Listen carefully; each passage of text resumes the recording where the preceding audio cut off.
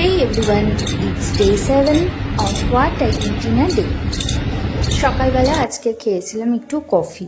হ্যাঁ, আজকের আমি কফি মাগে কফিই খেয়েছি। তারপর ব্রেকফাস্টের জন্য করেছিলাম একটুখানি ম্যাগি আর পোচ। লাঞ্চে আজকের ছিল পুঁই শাক মাছের মাথা দিয়ে, ইলিশ মাছ আলু বেগুন দিয়ে ঝাল, আর ছিল আমার ফেভারিট খুব হাঁসের ডিম। তবে এই হাঁসের ডিমটা আজকে বাড়ির রান্না ছিল না। আমি হাঁসের ডিম খেতে খুব ভালোবাসি বলে আমার জন্য কয়েকটা হাঁসের ডিম রান্না করে রিন্টু আন্টি পাঠিয়েছিল।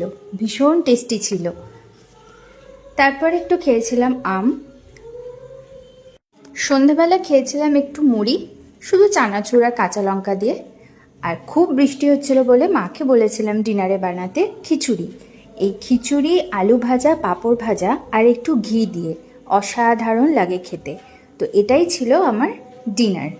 Bye bye.